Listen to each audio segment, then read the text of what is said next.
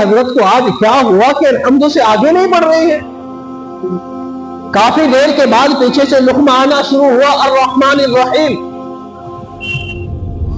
حضرت لقمہ ہی نہ پکڑے پھر پڑے الحمدللہ رب العالمین، پیچھے سے آواز آئے الرحمن الرحیم، حضرت پڑھتے ہیں الحمدللہ رب العالمین، کافی دیر کے بعد پھر جا کے پڑھا الرحمن الرحیم۔ نماز پوری ہو گئی، سلام پھر گیا۔ جو لوگ تھے پیچھے مقتدی جو تھے وہ بدگمان ہونے شروع ہو گئے، کیونکہ مقتدی حضرات جو ہوتے بدگمان بڑی جلدی ہوتے ہیں،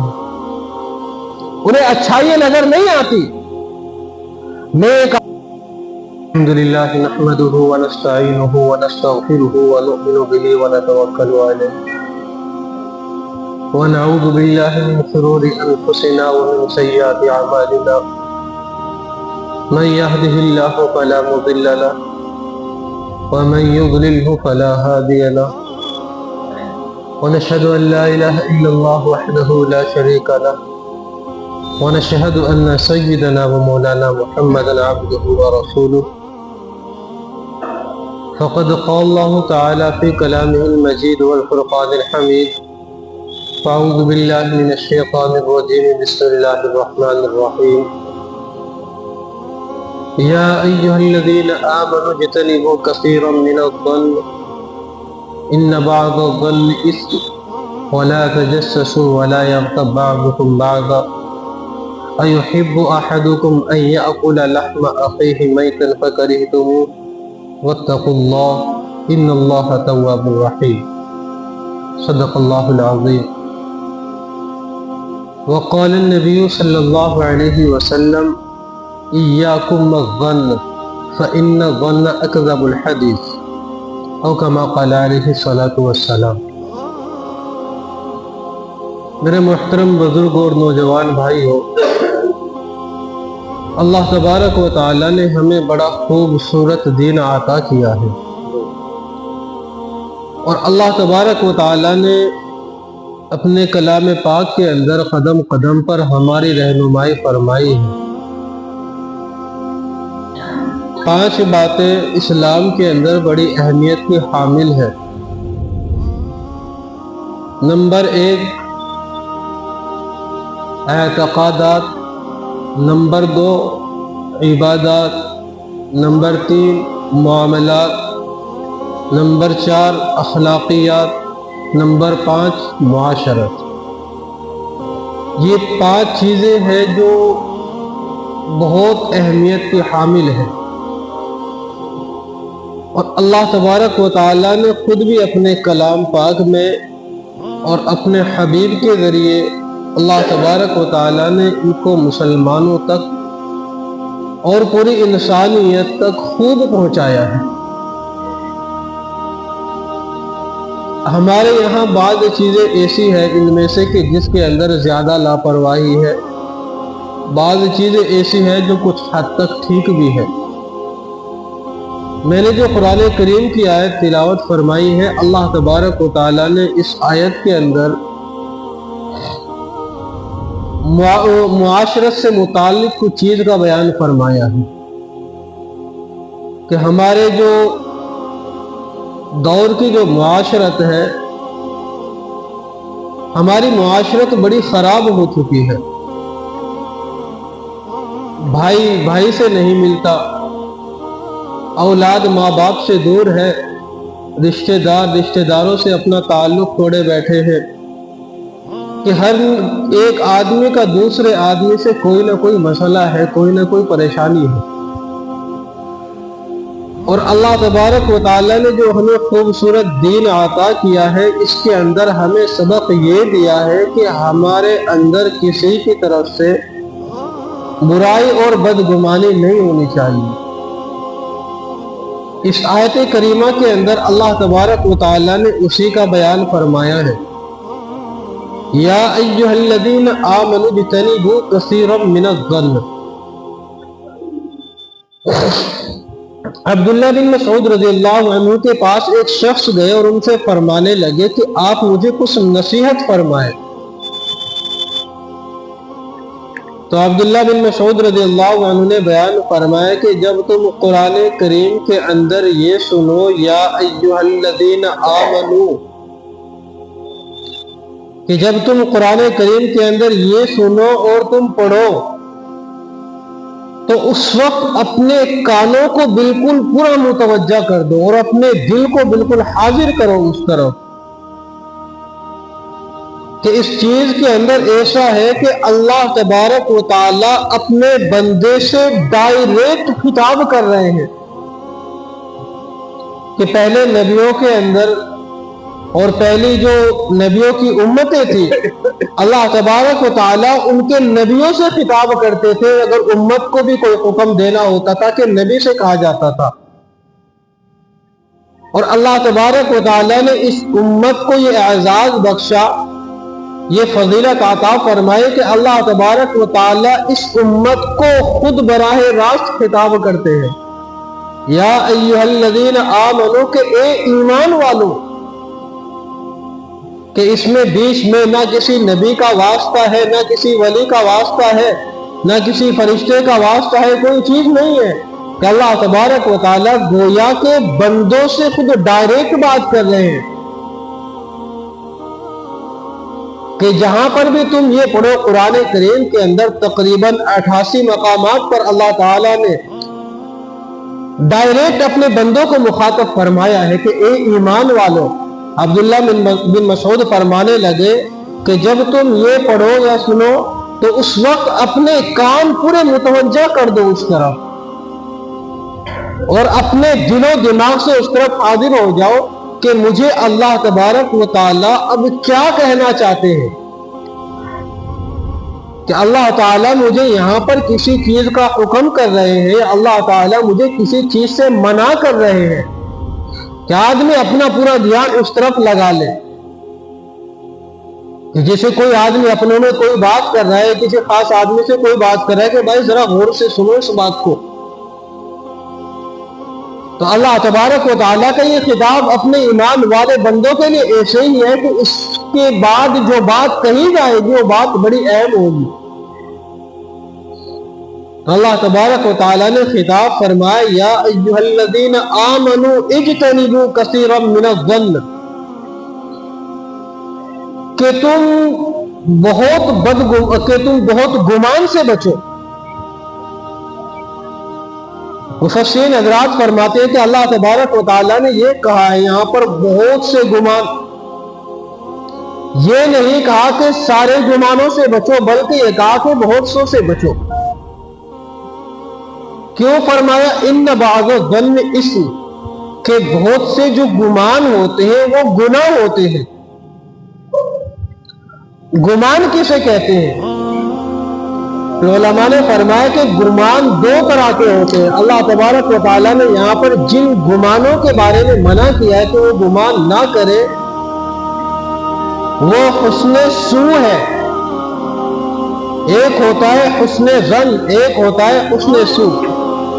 حسن ظن کا مطلب ہوتا ہے کسی آدمی کے بارے میں اچھی سوچ رکھنا، اچھی رائے رکھنا، اور حسن سو کا مطلب ہوتا ہے کسی شخص کے بارے میں بری سوچ رکھنا، غلط خیالات رکھنا۔ کہ اللہ تبارک و تعالیٰ نے یہاں پر یہ فرمایا کہ تم کسی کے بارے میں غلط خیالات مت رکھو۔ ان بعض الظن اسم، کہ بہت سے جو گمان ہوتے ہیں، بہت سے جو خیالات ہوتے ہیں وہ گناہ ہوتے ہیں، وہ برے ہوتے ہیں۔ اللہ کے نبی صلی اللہ علیہ وسلم سے پوچھا گیا یا رسول اللہ گمان کیا چیز ہے؟ اللہ کے نبی صلی اللہ علیہ وسلم نے ارشاد فرمایا کہ گمان ایسی سواری ہے کہ گمان جو ہے وہ جھوٹ کی سواری کو کہتے ہیں، کہ عام طور سے جو آدمی کسی سے متعلق گمان رکھتا ہے، جو باتیں مشہور زمانہ ہوتی ہے، جو عام طور سے باتیں چل رہی ہوتی ہیں، کہ وہ باتیں ایسی ہوتی ہیں جو جھوٹ کی سواری پر سوار ہوتی ہیں، ان کو کوئی سر پاؤں نہیں ہوتے، اور حالات کا جائزہ لیتے ہوئے دیکھنے میں بھی یہی آتا ہے کہ بہت ساری باتیں جو عام طور سے چلتی ہوئی رہتی ہیں وہ ان کی حقیقت ہوتی ہی کچھ نہیں، وہ سچی نہیں ہوتی۔ بلکہ اللہ کے نبی صلی اللہ علیہ وسلم نے ارشاد فرمایا کفا بالمرء کذبا ان یحدث بکل ما سمع، کہ انسان کے جھوٹا ہونے کے لیے اتنی بات کافی ہے کہ جو بات سنی سنائی بات کو پھر آگے بیان کرنا شروع کر دے۔ اللہ نے فرمایا یا ایھا الذین آمنوا ان جاءکم فاسق،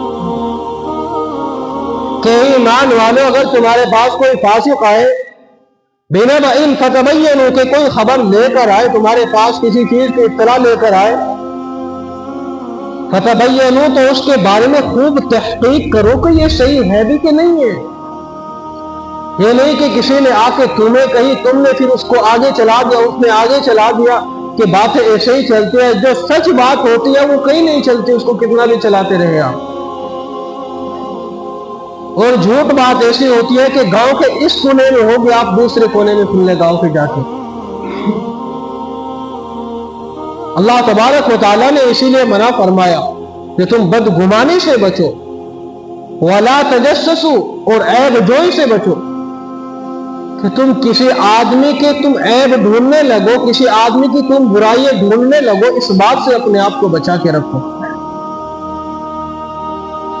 اور فرمایا کہ جو آدمی کسی کا عیب چھپائے گا، جو آدمی کسی کی برائی کو دیکھ کے اس کو چھپائے گا، اللہ تبارک و تعالی اس شخص کو اتنا ثواب عطا فرمائیں گے کہ جیسے زندہ کی ہوئی بچی کو قبر سے نکال کے زندہ کر دیا جائے، جو کتنا بڑا ثواب ہوگا یہ، کہ اللہ تبارک و تعالی اس شخص کو اتنا ثواب عطا فرمائیں گے کسی شخص کا عیب چھپانے کے متعلق۔ ہاں اگر کوئی آدمی عیب کو دکھا کر کرتا ہے، دوسروں کے سامنے ظاہر کرتا ہے، مثال کے طور پر کوئی آدمی شراب پیتا ہے، کھلم کھلا نشہ کرتا ہے، کوئی آدمی کھلم کھلا سٹا اور جوا کھیلتا ہے، کوئی آدمی کسی بھی برائی کے اندر کھلم کھلا ملوث ہے، سب کو نظر آ رہا ہے، تو اس شخص سے برا گمان رکھنا یہ برا نہیں ہے، یہ گناہ نہیں ہے۔ ہاں اگر کوئی آدمی اپنے آپ کو نیک بنا کے رکھتا ہے، تمہیں اس کی کسی بات کا پتہ بھی ہے، تو تم اس بات کو سب کے سامنے مت اچھالو، بلکہ اس بات کو دبا کے رکھو، چھپا کے رکھو، کہ جس عیب کو، جس چیز کو اللہ تعالیٰ نے چھپایا ہے، تم کون ہوتے ہو اسے اچھالنے والے؟ کہ جو آدمی کسی کا عیب دنیا کے اندر چھپائے گا، اللہ تعالیٰ اس کا عیب قیامت کے دن چھپائیں گے۔ اور جو آدمی دنیا کے اندر کسی کو ذلیل کرے گا، کسی کا عیب دنیا والوں کے سامنے بیان کرے گا، اللہ تعالیٰ قیامت کے مجمع میں اس کو سب کے سامنے ذلیل و رسوا کریں گے۔ تو کسی کا عیب اگر ہم کہیں بیان کریں، کسی کے اندر اگر ہم کوئی برائی نکالے، کہیں پر بیان کریں، ہمیں فائدہ تو کچھ نہیں ہوتا، الٹا اللہ کے نبی کا فرمان ہے کہ اس شخص کی نیکیوں میں اضافہ ہوتا ہے جس کی تم برائی کرتے ہو۔ اگر ہم کسی کی برائی کرتے ہیں، کسی کا عیب کسی کے سامنے ظاہر کرتے ہیں، تو یہ ہم ہمیشہ نفرت میں کرتے ہیں، بغض میں کرتے ہیں، حسد میں کرتے ہیں۔ کوئی آدمی محبت میں کسی کی برائی کہیں بیان نہیں کرتا، تو جس شخص کی نفرت میں، بغض میں، حسد میں ہم کہیں پر برائی کر رہے ہیں، آپ اندازہ لگاؤ کہ اس شخص کے پاس ہماری برائیاں کرنے کی وجہ سے نیکی جا رہی ہے، یعنی جس سے ہم نفرت کرتے ہیں اس آدمی کے پاس ہماری نیکی جائے گی تو اور ہمارے لیے گھاٹے کی بات ہے۔ کہ پھر کیا کرے؟ کہ پھر یہ کرے کہ آدمی سب سے متعلق اچھا گمان رکھے، معاملہ سب کا اللہ کے ہاتھ میں ہے، اللہ جانتا ہے، حساب و کتاب بھی اللہ کو لینا ہے، دیکھنا بھی سب اللہ کو ہی ہے۔ جب ہم کچھ کر نہیں سکتے تو پھر ہمیں اس چیز کے ٹو میں لگنے کی، کسی کے عیب کی جستجو میں پڑھنے کی کیا ضرورت ہے؟ علماء نے اور شریعت نے جو چند جگہیں وہاں پر اجازت دی ہے کہ یہاں پر آدمی کو اگر ضرورت پڑے تو یہاں آدمی کسی کے بارے میں بتا سکتا ہے، اور ہم نے تجربہ کیا ہے کہ آدمی ہر جگہ بتا دے گا، یہیں پر چھپا کر رکھے گا۔ مثال کے طور پر کسی آدمی کا کسی سے کوئی معاملہ ہے، لین دین کا ہو، خریداری کا ہو، کسی بھی چیز کا ہو، کوئی آدمی پوچھتا ہے کہ بھئی اس کے ساتھ معاملہ کر لوں، اکثر و بیشتر آدمی نہیں بتاتے، کبھی سامنے والا غلط آدمی ہے، بلکہ آدمی کہتے ہیں کہ ٹھیک ہے. پھر جب اگلا آدمی سامنے والے سے کچھ ٹکر کھا لیتا ہے، اس کو پتہ چل جاتا ہے، تو پھر یہ آدمی کہے گا کہ میں کہنے والا تھا، بس میں نے صرف اس وجہ سے نہیں کہا کہ کہیں تم یہ نہ کہنے لگو، کہیں وہ نہ کہنے لگو، کہ میں بتانے تو والا تھا. کہ یہاں پر آدمی بتا دے اگر سامنے والے کو نقصان ہے، اس آدمی کے معاملات خراب ہیں، اس آدمی کا ہاتھ صاف نہیں، لین دین صاف نہیں، تو سامنے والے کو بتا دے بھائی تھوڑا احتیاط رکھیں، اس آدمی کا معاملات صحیح نہیں ہے. کوئی آدمی اپنی بچی کا یا اپنے بچے کا کہیں پر رشتہ کرنا چاہ رہا ہے، بچے کے حالات صحیح نہیں ہیں یا بچے کے حالات صحیح نہیں ہیں، یا ان کے جو گھر کے جو حالات ہیں، وہ گھر کے حالات، گھر کا جو معاشرہ ہے وہ بڑا بگڑا ہوا ہے، اس آدمی کے بارے میں آدمی نصیحت کی نیت سے، خیر خواہی کی نیت سے آدمی دوسرے کو بتا سکتا ہے کہ بھئی دیکھو بچہ ایسا ہے، آپ کرنا چاہو تو کر دو، لیکن بچہ ایسا ہے.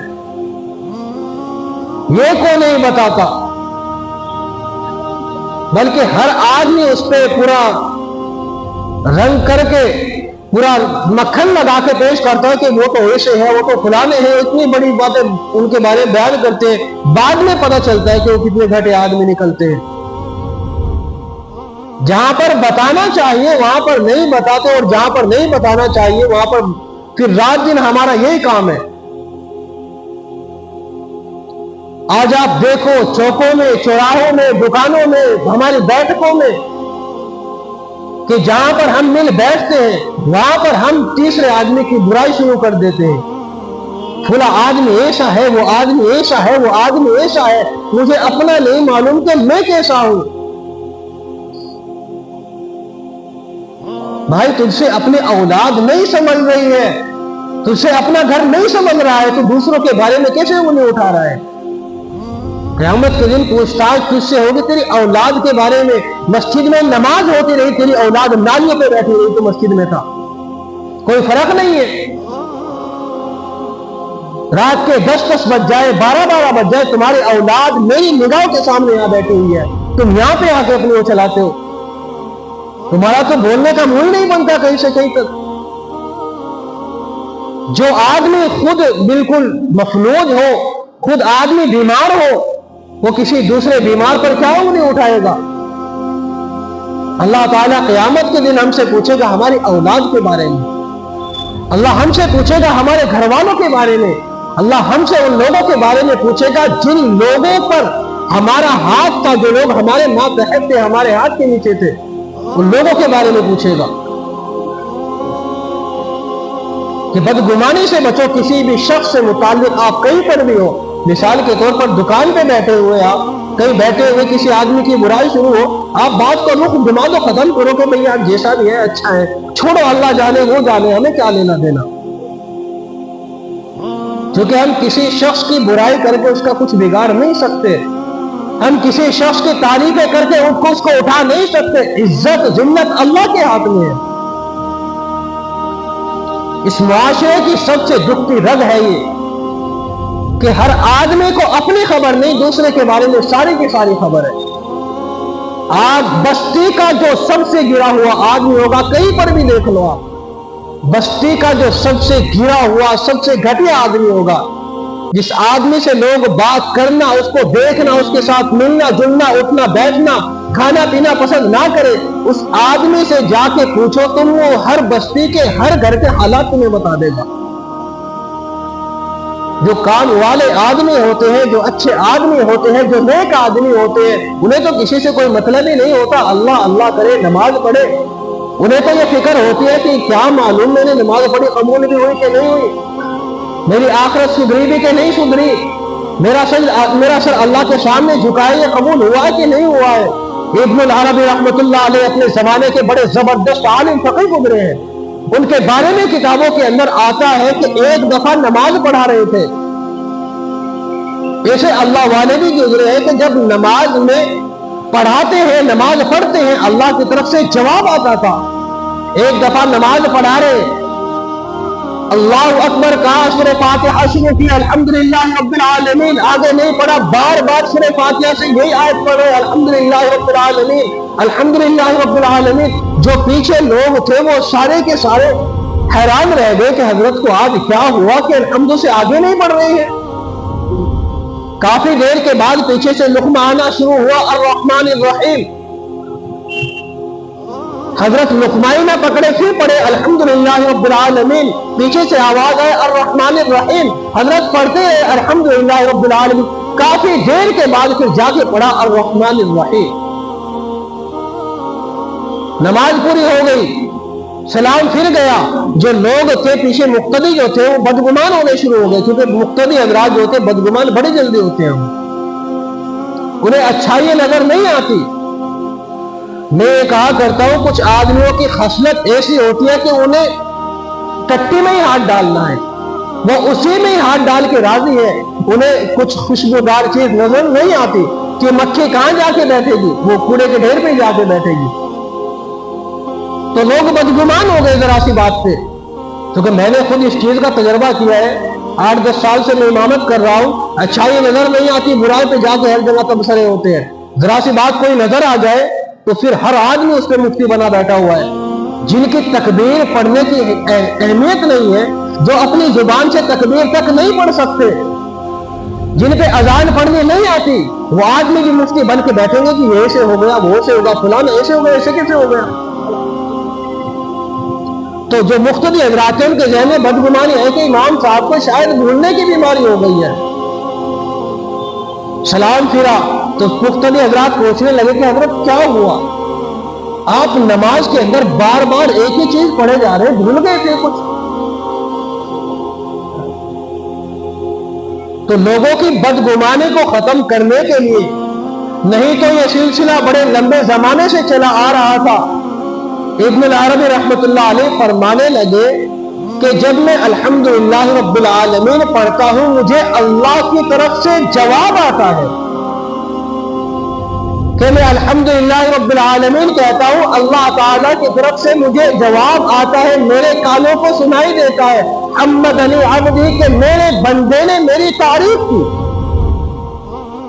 کہ میری ہر نماز کے اندر، ہر رکعت کے اندر یہی حالت ہوتی ہے، میں الحمدللہ پڑھتا ہوں، ادھر سے اللہ کا جواب آتا ہے، میں الرحمن الرحیم پڑھتا ہوں پھر اللہ کا جواب آتا ہے، میں مالک یوم الدین پڑھتا ہوں اللہ کا جواب آتا ہے، کہ میں قرآن کریم پڑھتا چلا جاتا ہوں اللہ کا جواب آتا چلا جاتا ہے۔ آج میں نے الحمدللہ رب العالمین پڑھا، اللہ کا جواب نہیں آیا،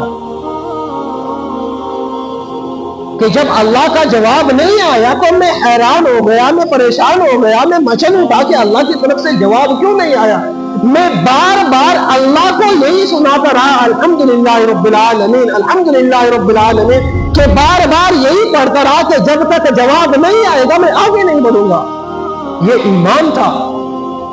کہ نماز میں کھڑے دل بھی اللہ کے سامنے اور جسم بھی اللہ کے سامنے،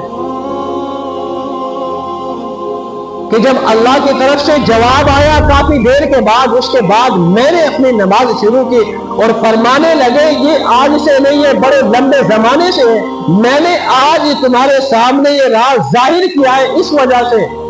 کہ مقتدی حضرات بہت جلدی بدگمان ہو جاتے ہیں، اس لیے میں نے اس راز کو ظاہر کیا، کہ وہ تو بدگمانی پال کے بیٹھ گئے تھے کہ ایسے ہو گیا، بھول لگ گئی، پتہ نہیں کیا ہو گیا۔ اللہ تعالیٰ فرمائے اجتنبوا کثیرا من الظن، کہ بدگمانیوں سے بچو، بری باتوں سے بچو، اپنے مسلمان بھائی سے، اپنی مسلمان بہن سے، ایک دوسرے سے، مسلمان مرد سے، مسلمان عورت سے، دوسروں سے بدگمانی قطعا نہ رکھے، بلکہ دوسروں سے متعلق اچھا گمان رکھے، چونکہ کیا معلوم کہ اللہ کی نگاہ میں اس کا کیا مقام ہو۔ ہم اس کو گرا ہوا انسان سمجھے، وہ اللہ کی نگاہوں میں بڑا عزت و رفعت والا آدمی ہو، اور کسی آدمی کو ہم بڑا اونچا سمجھے، وہ اللہ کی نگاہ میں بڑا ذلیل آدمی ہو۔ اصل اللہ جانتا ہے کہ کون بندہ کس مقام پر ہے، کون کتنے پانے میں، اللہ جانتا ہے۔ حسن بصری رحمت اللہ علیہ ایک دفعہ سمندر کے کنارے چلے جا رہے، بڑا سہانا موسم تھا، سب لوگ مزہ لے رہے تھے، حضرت میں موسم کا لطف اٹھا رہے تھے، تو انہوں نے دیکھا کہ کافی دور میں کہیں کے کنارے پر ایک عورت لیٹی ہوئی ہے زمین پر، اور وہیں پر ایک آدمی بھی اس کے پاس میں لیٹا ہوا ہے، کبھی وہ اٹھتے ہیں بیٹھتے ہیں، کبھی وہ عورت اس آدمی کو اپنی باہوں میں لیتی ہے، کبھی وہ مرد جو ہے اس کو بوتل سے کچھ پلاتا ہے، پھر عورت اس کو پلاتی ہے، تو حضرت یہاں اتنی دور بیٹھے ہوئے ان کے طرف سے بڑی بدگمانی پالنے لگے اپنے ذہن کے اندر کہ کیسے آدمی ہے کہ ان کو کوئی شرم و حیا ہے ہی نہیں، کہ کھلے ہوئے میں ایسے کیا بے غیرتی کا جنازہ نکال رکھا ہے۔ حضرت کے ذہن میں کچھ بات آئی، ان کی طرف سے برائی آ گئی۔ حضرت نے اور دیکھا حضرت نے کہ سمندر کے اندر 4 آدمی ایک کشتی پر سوار ہے۔ حضرت کے ذہن میں یہ بات آئی، سمندر کے اندر جو ہے وہ طغیانیں آ گئی، سمندر جو ہے بل کھانے لگا۔ جو کشتی تھی، اس کشتی کے جو سوار تھے وہ قریب تھا کہ وہ اس کشتی سے گر جائے۔ تو حضرت نے دیکھا کہ وہ جب کشتی ہچکولے لے رہی ہے، یہ جو آدمی لیٹا ہوا تھا یہاں پر ایک عورت کے پاس میں، یہ آدمی اٹھا سمندر میں چھلانگ لگائی اور وہاں سے 3 آدمی کو ایک ایک کر کے بچا کے لے آیا۔ جب 3 آدمی کو یہ بچا چکا، ایک آدمی بچ چکا، یہ پھر حضرت کے پاس آئے کہ حضرت حسن بصری اس شخص کو جا کے تو بچا لے۔ تو حضرت بڑے تعجب میں آئے کہ یہ آدمی میرا نام کیسے جانتا ہے، مجھے کیسے جانتا ہے؟ فرمانے لگے بھائی میں تیرنا نہیں جانتا، میں اس کو نہیں بچا سکتا۔ تو یہ پھر خود گئے، جا کے اس 4تھے آدمی کو بھی نکال کے لائے، پھر حضرت کے پاس آئے، فرمانے لگے کہ حضرت یہ بھی کوئی بڑے اللہ والے تھے۔ فرمانے لگے کہ آپ نے میرے متعلق اپنے ذہن کے اندر کچھ غلط خیالات باندھے تھے، کچھ غلط چیزیں آپ کے ذہن میں آ گئی تھی۔ وہ جو عورت وہاں پر لیٹی ہوئی ہے وہ میری ماں ہے، اور میں بڑی دور سے آیا ہوں، میں اپنی ماں کو اپنے کندھے پہ سوار کر کے لایا ہوں، اور ہم آتے آتے تھک گئے، یہاں پر ہم آرام کر رہے ہیں تو پیاس لگتی ہے، میں اپنی ماں کو پانی پلاتا ہوں بوتل سے۔ آپ نے سمجھا کہ اس میں کوئی نشے کی چیز ہوگی؟ اس بوتل کے اندر پانی تھا، میں کبھی اپنی ماں کو پلاتا ہوں، میری ماں مجھے پلاتی ہے، پھر میری ماں کو میرے اوپر لاڈ آتا ہے، پیار آتا ہے، وہ مجھے اپنی باہوں میں لیتی ہے کہ میں اس کی اتنی خدمت کرتا ہوں کہ میں اپنی ماں کے لیے یہ سب کر رہا تھا۔ تم نے ایک شخص کے بارے میں جس کو تم جانتے تک نہیں کہ غلط خیالات باندھے۔ حضرت نے پھر اس کے سامنے معافی مانگی، بھائی میں معذرت کرتا ہوں، میں معافی چاہتا ہوں کہ تمہارے متعلق میں نے ایسا خیال رکھا۔ اللہ تعالیٰ نے یہ فرمایا قرآن کریم کے اندر کہ کسی بھی شخص سے متعلق آپ برا گمان نہ رکھیں، اچھا گمان رکھیں۔ اللہ تبارک و تعالیٰ ہم سب کو دین کی صحیح سمجھ عطا فرمائے۔ وآخر دعوانا الحمدللہ رب العالمین۔